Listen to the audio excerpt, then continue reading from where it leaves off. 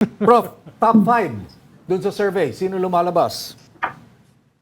Well, doon sa top 5, nandyan at least this snapshot of the survey, si Erwin, si Tito Sotto, si Pia Cayetano, si Ben Tulfo, at si Digong Duterte.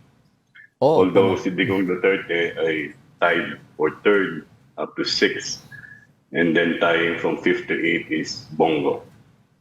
Okay. Professor, did you supply the names or sila mismo ang bahala yung mga respondents? We supplied the names. There are 68 names that included resident political pundit of Storycon. Kasama yung magkakapatid na Duterte, yung dalawang magkapatid pala, si Baste and Pulong. Kasama sila. Okay. Nandiyan sila sa listahan. And they've been in our list, if I'm not mistaken, since December 2023. The survey, the ulat ng Bayan survey in December. Prof, ano yung batayan nyo sa pagsama ng mga pangalan? May mga, of course, the re-election is the ones that can probably go back to the Senate. There are people who more or less express their intent. We also check certain personalities, whether they're political personalities or people in government. And then there are certain names that are suggested by political groups. Not necessarily just the mainstream political groups, the people who want to see certain changes in the composition of the Senate. Yung Okay. isang interesting diyan, Professor, ay yung kay Digong ba, dahil sinabi ni Vice President Sara, 3 yung tatakbo na Duterte. Yung kay President Digong ba, interchangeable sa kanyang mga anak? Yung kanyang taas sa survey, is that basically a brand na pwedeng i-transfer kay Baste or kay Pulong? Well, I cannot say whether, well, definitely there's a plan, but whether it is something interchangeable, whether it splits, definitely it tends to split. No? The former president is still in the upper half of the top 12, but the two sons are out of contention, at least if you look at if the elections were held at the time that we conducted the survey. Okay, Professor. So Yes, this is in contrast to the two Tulfos who are on the top 5. That's Erwin Tulfo at number 1, and Ben Tulfo, his brother, at number 4. So in this case, Silang brand. pasok silang dalawa. Kaiba dun sa Duterte na pasok yung tatay, pero yung mga anak ata wala man lang dun sa top 12. Parang hindi yata sinama. Most probably, yung Tulfo is really a result of this more continuous exposure to media, since they have a show of their own, compared to, let's say, the Duterte sons, who occasionally make pronouncements that are captured by reports, but not as frequent as, let's say, the media presence of Ben or Erwin Tulfo, for that matter. Okay. So are you seeing any particular issue driving the numbers? Halimbawa, is it just plain name recall? Branding lang ba yan? Ano yung nakikita nyo? Are you seeing any particular trend sa preferences at this point? None on the issues, because if you go through the issues, basically what has happened over the last few elections, or over our elections, is that these people, in order to garner more support, will embrace any and all issues that are urgent from the perspective of the public. Hindi necessarily also yung mga partisan leanings, wala din yon. You can be either anti-administration or whatever. Okay lang, hindi siya factor. Sabi nga ng isang kasama namin sa pampolitika and political science, mga damit lang yan, pwedeng itapon. So, nagbabago-bago naman sila ng damit. In the next 10 months, Professor, alin dyan sa listahan na yan ang malaki pa yung possibility na magbago? Or lahat ba yan pwede pa magbago in the next 10 months? Or yung last 6 na lang? Well, pwede pa magbago, Ronald, kasi ang natin dito, ang baseline natin talaga dito, yung survey that will come after the filing the candidacy. So in our case, that's the December survey, the Ulat ng Bayan, our own survey. And we do see changes there, because the changes that we normally see in our survey would be an increase in terms of the number of names that people select. Right now, I think there's an average of about 8 to 9 names. being selected. In some regions, they have a full slate, kunyari Visayas, Mindanao. Now, the additional names that they will put in will really depend on how the other candidates will campaign and try to grab or appeal to the voters for that matter. Okay, Professor Holmes, I'm looking at the list again, and number 1 is Erwin Tulfo, and then the percentage voting there, it says 58%. Is that a normal number? Is that a high number, or a normal number, or a low number? I'm presuming that should be upwards of close to 90%? Pag number 1 ka? No, it's a normal number because people don't necessarily vote for, there's the top in the senatorial race in actual results do not get 90%. Okay. Okay. They normally get the same figure that we're seeing right now. Okay. But you should also note that people who were leading in the races in the past, suddenly there was an issue, they slipped down. No? So it's a question of really holding on to the support that is expressed at this point in time. And since voting is really in the country among Filipinos is dispositional, if a scandal hits a person, or there's something that is brought out that exposes the negative side of a particular individual, it will have an impact, a negative impact on the candidate. Kaya, Professor, itong voting for ay normal itong numbers na ito. Dahil usually, ang mataas, yung binabanggit ni Patrick na 90%, di ba kung yun, usapin ng name recall? Doon mataas. Okay. Awareness yun. And Yes, those who are awareness, competing no, for the top awareness. position, basically have universal awareness. No? Pag hindi universal awareness mo, in our case, we define it as anything above 90. Ang tanong lang naman doon, simple, Ronald. May Kilala. nabasa, narinig, napanood na ba kayo tungkol dito sa particular na individual?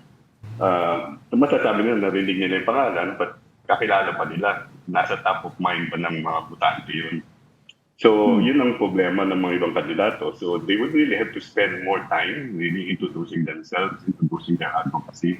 And that's the reason why people who are popular have a headway in terms of the election. They need not actually increase the level or the depth of awareness about themselves on the part of the public. Okay, Like the Tulfo. Professor, meron din kayong survey on top concerns of Filipinos. May nakikita ba kayo correlation, man lang kahit konti, between the concerns and the preferences, voting preferences? Kung naalala ko yung aming mga post-tabulation, wala hindi siya nagre-register. So yung mga nangunguna, plus those concerns, hindi naman, for example, someone who's in the bottom of the list who is known to be advocating a particular issue, the preference of that person does not necessarily increase despite the concern for that specific issue. So let's say the concern for the specific issue is defending the country's territorial integrity. The ones who have asserted a position on that do not necessarily gain any ground or lose any ground with respect to voting preference. Professor Holmes, what does this list, this survey ranking tell us? What does it tell us about people's preferences? It basically tells us that we need to engage in political education pathway. Okay. That was quick. Sige. Okay. So most urgent national concerns. So, lilipat na ba tayo doon sa most urgent national Okay, yes. concerns? Can we see the numbers at least now? Yes. I think on top of that list is inflation still, no? Still. It's still inflation, and I'll read what we have right here. It's inflation number 1 at 77%, followed by pay increase at 44%. The third is poverty reduction at 32%, jobs at 30%, and at number 5 it's corruption 22%. So yun ang top 5. There are other concerns too, but those are the top 5. Inflation, increase in pay, poverty reduction, jobs, and corruption. That's the top 5. And I think if you look at the survey, Patrick, you can look at the administration rating with regard to these urgent concerns. They're all less than majority. And the disapproval, let's say, for the top concern, which is the high prices of basic commodities, is a significant majority. 3 out of 4 Filipinos disapprove of the administration's performance on controlling inflation. So that to me is a slighting number. It means maybe the public doesn't see this problem being addressed.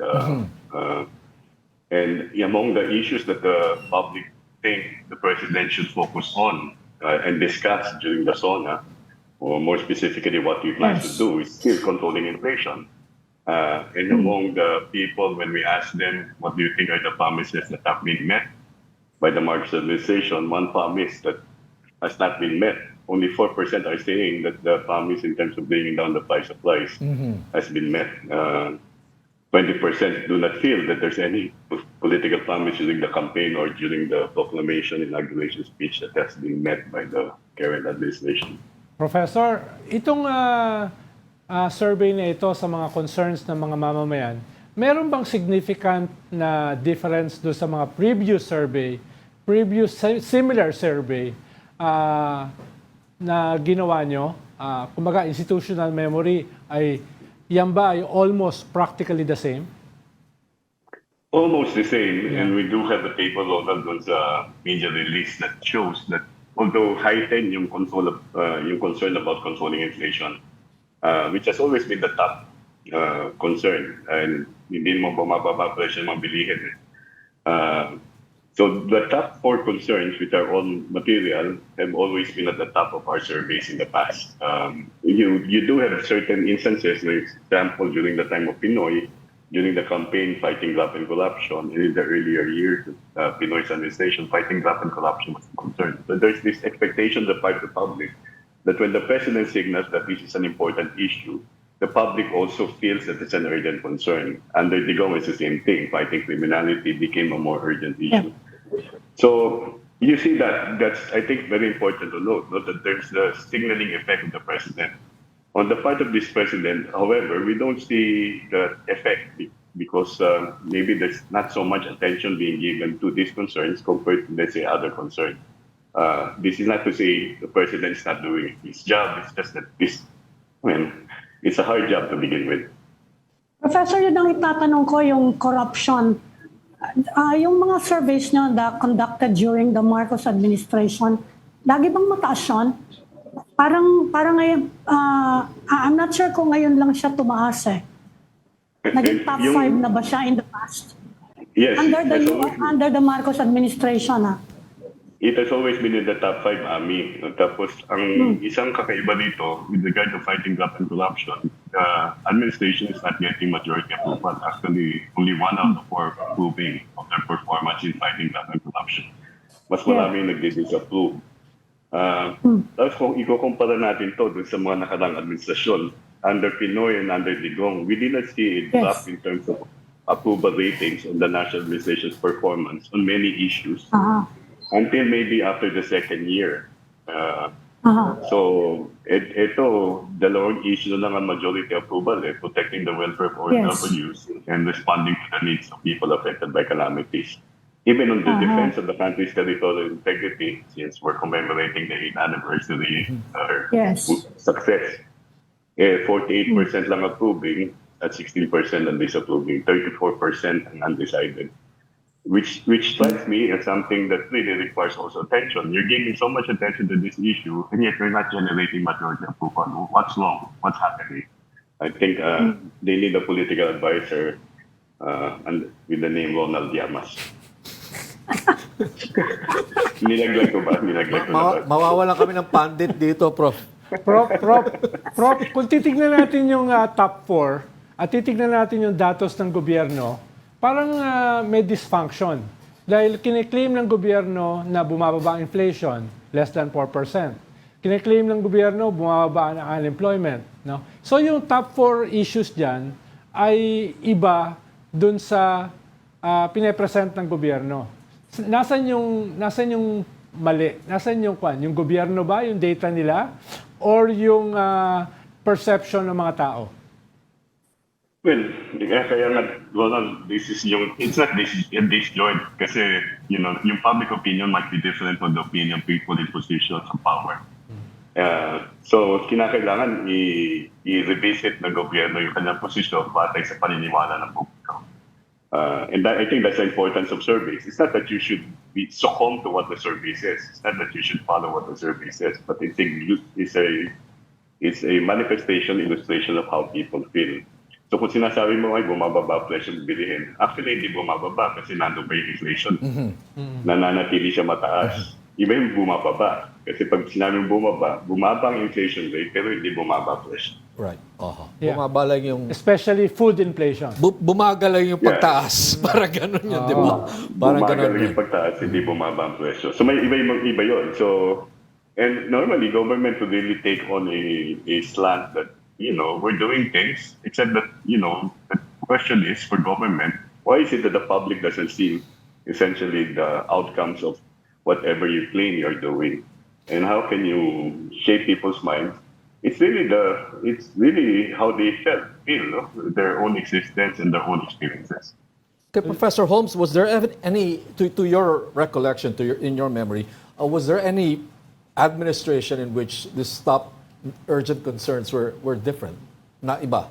Ang mga urgent, na hindi Inflation, presyo, no. hindi trabaho, hindi inflation, hindi corruption ang pinakamalaking problema ng Pilipino. Halimbawa, crime. Yung inflation has always been there. Crime, fighting criminality was a concern under that early the third administration.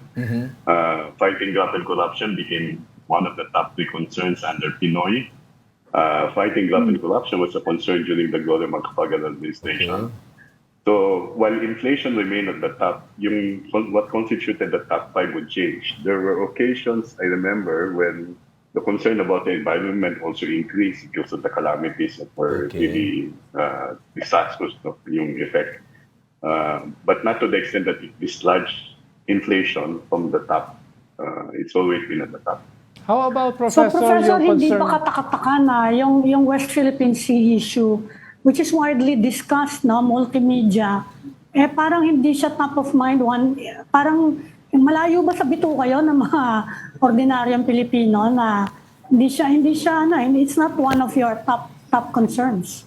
Hindi naman sa malayo sa bituka, it's just that relative to the other concerns, it's not really as urgent. The other way to look at it, is maybe that they feel that the government is attending to it. They may not necessarily agree with what government is doing, but the sense that, or the realization that government is actually doing something about it means that when you ask them the question, what concern should government attend to? Yes. Since alam na nila that it is being attended to, it will not in any way figure in terms of their responses. Does that interpretation also apply to crime or criminality, Professor? Meaning to say na wala siya doon sa top 5, hindi ibig sabihin na payapa ang ating mga lansangan, pero mas maraming problema Pilipino? Or has there been some palpable change in the peace and order situation? Related doon sa tanong ni Patrick, Professor, dahil yung panahon ni Digong, parang yun yung nag-bolt sa kanya into the presidency, yung issue ng crime. So, meron bang dramatic na pagbabago doon sa criminality as a major concern ng mga tao? I will have to ask the Philippine National Police. No, but no, seriously, again, it's relative to all other concerns. It's relative. So, kung ang sikmura mo at ang inyong patay ang pangangailangan ay talagang hindi na tutugunan, hindi na nakamit, di ang nangarin ito sa pamahalaan ay tugunan ito. So, maaaring yung personal safety is still a concern. Criminality is still a concern, but relative to the other concerns, it's not as important for them. They can find ways to prevent being victimized, but they feel that what's more important is that prices are down, there's more jobs, the pay is more stable, and corruption that is not as pervasive. Napanood ko, Professor, last week, yung isang survey firm na sinasabi na sa kanilang focus group discussion ay very emotional na yung issue ng West Philippine Sea. Kaya ang kanilang conclusion ay ito ay magiging election issue. From your vantage point, ay meron din ba kayong ganong indication? The survey, if you just look at the concerns, it may become an election issue. It depends on who would use it as an election. Who would use it as a basis for his or her campaign. Kasi yun ang ano dyan eh. And then how they would play up that particular issue would depend largely on their communication strategy. But at this point, if you range it against all other concerns, it is not as urgent. Okay, Professor Holmes, I was looking, if you can go back to the senatorial survey, I was looking at the list at saka medyo, if you go a few pages down, nandito pala yung pangalan ni Ronald Llamas. Okay. Hindi, So, nasabi ko na. gusto ko lang malaman, nasabi Prof. ko na. Sino Pinasingit ba niya or this is top of mind ng mga tao? sino nagpasok yan? It is extremely confidential. Ayun. Don't worry. So, Wala ka sa... sumisikat na kasi Ronald Llamas dahil sa pagiging resident Wala sa political margin of politics error. ng Storycon. Wala ka sa Magic 12. Pero ito. Pero mas mataas ako doon sa Kingmaker Yun. at saka kay Kibuloy. Kay Kibuloy. Mas mataas ako doon sa kay Kibuloy. Yun. I'm sorry guys, I need to go. I have to go back to the meeting right now. Okay. Salamat, Okay, Prof. next time. Thank you for your time. Salamat, Prof. Thank you, Professor.